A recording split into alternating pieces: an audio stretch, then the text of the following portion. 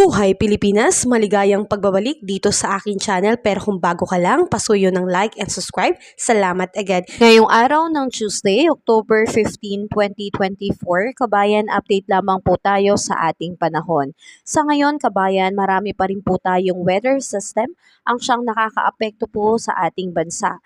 Narito pa rin po ang epekto ng easterlies at mga localized thunderstorm, kaya patuloy po tayo makakaranas ng maulang panahon. At asahan po natin, kabayan, na talagang uulanin po at maulap ang kalangitan ngayong araw dito sa may Cagayan Valley, Aurora, Quezon, Camarines Norte at Camarines Sur. Yan po ay dala nitong easterlies. So asahan natin ang pagkakaroon po ng cloudy skies with scattered rains and thunderstorm, lalo na po sa hapon at sa gabi. So may posibilidad po ng pagkakaroon ng mga flash floods and landslides. So ingat tayo dyan, kabayan.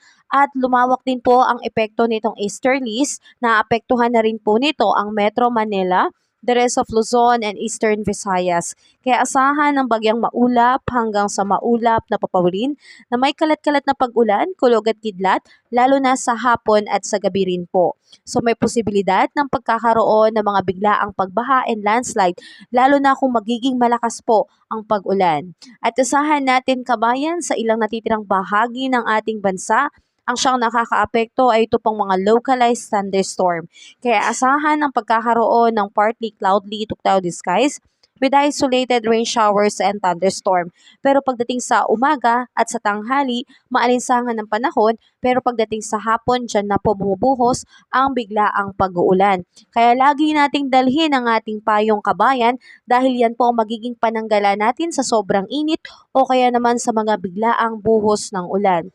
Sa ngayon, kabayan, makikita natin dito sa ating weather system na meron po tayong namumuong kaulapan dito po sa may bahagi ng Silangang Luzon. Yan po ay epekto nitong easterlies. Kaya nga maraming lugar dyan sa ating bansa na makikita dyan sa lokasyon na yan ay talaga namang makakaranas po ng pag-ulan ngayong araw. So expect na po natin na rainy po ang ating araw, kaya ugaliin natin talagang laging magdala ng payong. Pananggala na rin po natin yan sa ating biglaang buhos ng ulan. Sa ngayon, kabayan, asahan natin na ang air temperature natin ngayong araw ng Tuesday dito sa Lawag ay aabot po ng 32 degrees Celsius, Tuguegarao 32 degrees Celsius rin, Baguio 23 degrees Celsius, Metro Manila 33 degrees Celsius, Tagaytay 31 degrees Celsius at sa Legazpi po ay 31 degrees Celsius.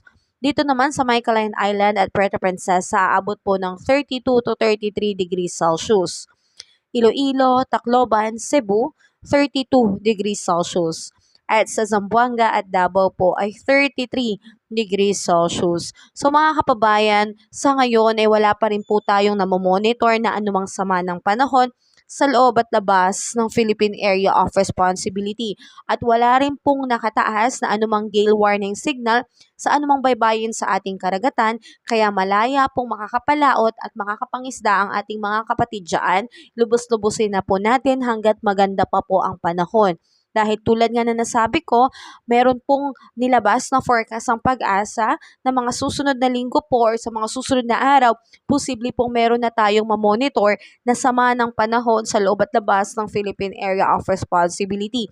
Dahil bago matapos ang buwan ng Oktubre, meron pong isa, dalawa o maging tatlo pa na bagyong posibleng mabuo. Ito po ay tatawagin nating bagyong Christine, bagyong Leon at bagyong Marce. Nawa itong mga bagyo na to ay hindi po maging super typhoon na hindi ganon kalakas ang maging epekto nito sa ating bansa.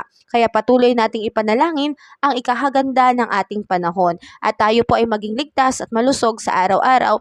Ingat tayo, kabayan. God bless sa iyo palagi.